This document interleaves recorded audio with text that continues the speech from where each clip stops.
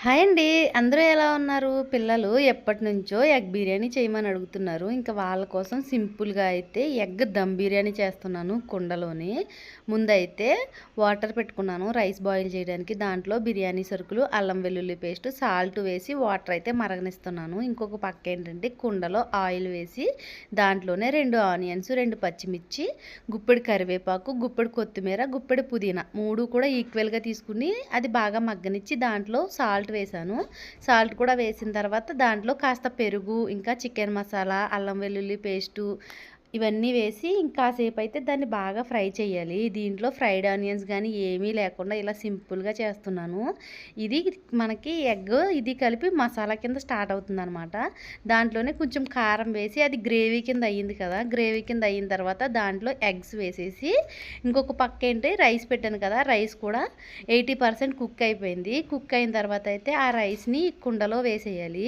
కుండలో వేసేసి గ్యాస్ అయితే సిమ్‌లో పెట్టాలి. ఇది ఆల్రెడీ హీట్‌లోనే ఉంది కాబట్టి మనం 5 మినిట్స్ ఉంచి ఆఫ్ చేస్తే సరిపోతుంది. దీనిపైన అయితే మైదా పిండితోటైతే ఇలాగా క్లోజ్ చేసేస్తున్నాననమాట.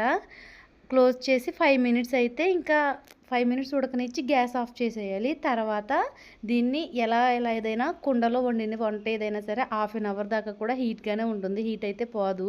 అందుకోసం 5 మినిట్సే ఉండిచ్చి హై ఫ్లేమ్‌లోని ఇంకా గ్యాస్ ఆఫ్ చేసి వదిలేయాలన్నమాట ఒక హాఫ్ అన్ అవర్ దాకానే. తర్వాత మనం మూత తీసి చూస్తే మన ఎగ్ దమ్ బిర్యానీ అయితే రెడీ అవుతుంది. కుండలో వండే వాళ్ళైతే 5 మినిట్స్‌లోనే గ్యాస్ ఆఫ్ చేసేయాలి. అదే నార్మల్‌గా గిన్నెలో వండేవాళ్ళు ఏం చేయాలంటే సిమ్‌లో పెట్టి ఒక 10 మినిట్స్ ఉంచి ఆఫ్ చేసిన తర్వాత అప్పుడైతే ఒక హాఫ్ అన్ అవర్ ఆగి సర్వ్ చేసుకుంటే బాగుంటుంది. ఏ వంట అయినా సరే మ్యాక్సిమం ఒక హాఫ్ అన్ అవర్ ఆగి మనం తింటేనే టేస్ట్ బాగుంటుంది.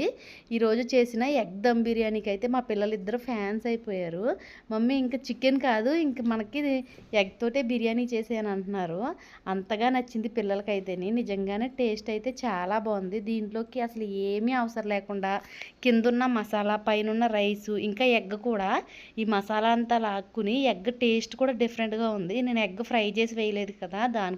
దానికోసము ఎగ్ కూడా చాలా బాగుందసలు. ఇంకా పిల్లలు, మా హస్బెండ్ మేమైతే కూర్చునైతే ఇంకా ఫుడ్ అయితే తినేస్తున్నాము. దీంట్లోకి ఆనియన్, నిమ్మకాయ కాంబినేషన్ అయితే చాలా బాగుంది. టేస్ట్ అయితే ఇంకా చెప్పవసరం లేదు.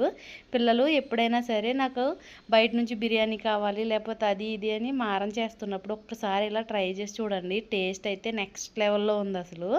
సింపుల్‌గా ఆనియన్స్, పచ్చిమిర్చి ఫ్రై చేసుకుని ఎగ్స్ వేసి బాయిల్ చేసిన రైస్ వేస్తే మన బిర్యానీ రెడీ అవుతుంది.